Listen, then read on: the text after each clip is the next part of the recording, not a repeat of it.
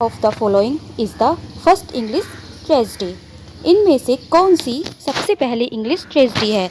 तो जो सबसे पहली इंग्लिश ट्रेजेडी है वो है गोरबोडक। गोरबोडक या इसको हम फेरिक्स एंड पोरेक्स भी बोलते हैं, फेरिक्स एंड पोरेक्स। और ये सबसे पहली इंग्लिश ट्रेजेडी है जो 1561 ईस्वी में पब्लिश हुई थी और इसके लेखक है Thomas Norton and Thomas Sackville. The Norman conquest of England in the battle of Hastings is an important landmark in the history of English literature. It occurred in the जो नॉर्मन कॉन्क्वेस्ट है वो कब हुआ था? वो हुआ था 1066 ईस्वी में। Next, who is regarded as the first translator of the Bible into English. Bible के जो है ट्रांसलेशन इंग्लिश में बहुत से राइटर्स ने किए हैं, लेकिन जो सबसे पहला ट्रांसलेट था वो किसने किया था? तो वो किया था जॉन वाइक्लिफ ने। William Caxton set up the first printing press of England in 1475 एट। विलियम कैक्सटन ने जो सबसे पहली प्रिंटिंग प्रेस इंग्लैंड में सेट की थी 1475 ईस्वी में, तो वो कहाँ की थी? वो की थी वेस्टमिंस्टर में। द एज ऑफ रोमांटिसिज्म वर। जो रोमांटिसिज्म एज है वो कब से कब तक मानी जाती है? तो वो मानी जाती है 1800 टू 1850। वैसे जो रोमांटिसिज्म की एज है वो 1798 ईस्वी से भी मानी जाती है, क्योंकि 1798 ईस्वी में लिरिकल बैलेड पब्लिश हुई थी जो कि वर्ड्सवर्थ और कोलरिज ने लिखी थी। तो जब लिरिकल बैलेड्स पब्लिश हुई थी तब से ही रोमांटिक एज की स्टार्टिंग मानी जाती है, लेकिन कभी कभी 1800 भी ऑप्शन में आ जाता है। The movement of return to nature has to dealt with. एक मूवमेंट चला था रिटर्न टू नेचर कि प्रकृति की ओर वापस लौटो। तो ये मूवमेंट किसने चलाया था? ये मूवमेंट किस एज में चला था? तो ये मूवमेंट चला था रोमांटिक एज में।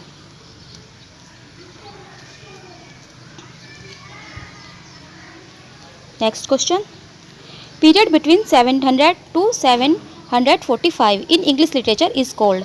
1700 से 1745 ईस्वी के जो बीच का समय था उसको हम क्या कहते हैं? तो उसको कहते हैं the Augustan as.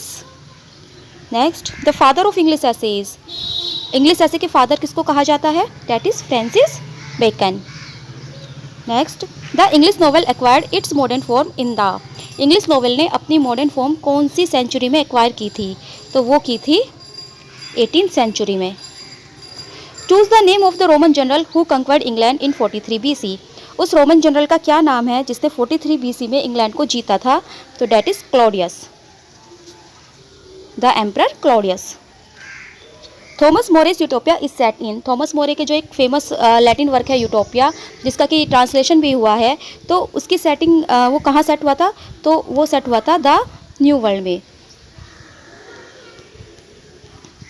Which of the following poems was written by John Dryden in praise of the restoration and monarchy. जो एक जॉन ड्रायडन की पोएम है जो कि उसने रेस्टोरेशन और मोनार्ची की प्रेज की है जिस पोएम में, तो वो कौन सी पोएम है? तो that is Astraea Redux, Astraea Redux. Cavalier poets supported in the civil war. जब सिविल वार हुआ था तो उसमें कैविलियर पोइट्स जो थे उन्होंने किसको सपोर्ट किया था? तो कैविलियर पोइट्स से सपोर्ट किया था चार्ल्स फर्स्ट को। The phrase morning star of Renaissance refers to. Morning star of Renaissance किसको कहा जाता है? Geoffrey Chaucer.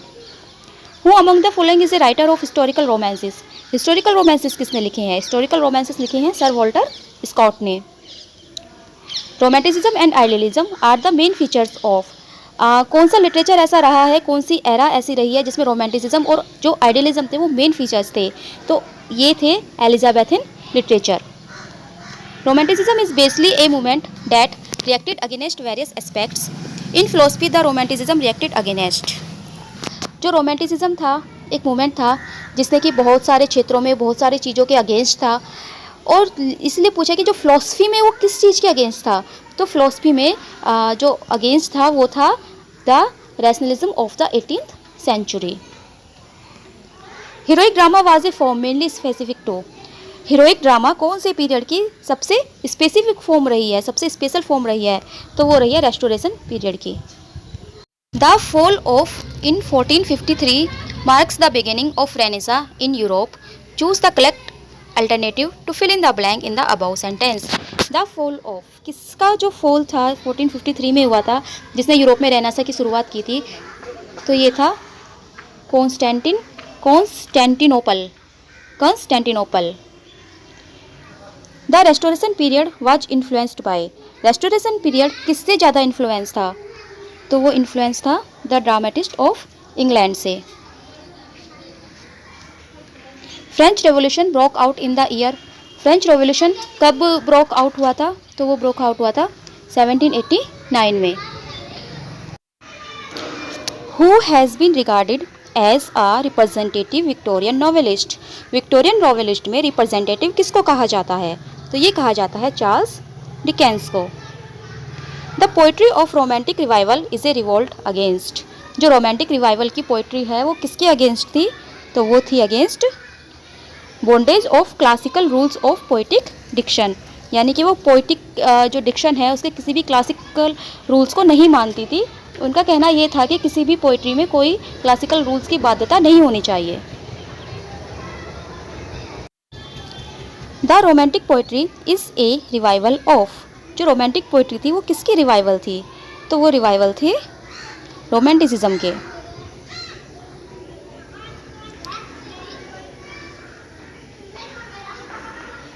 Chronicle place were very popular in.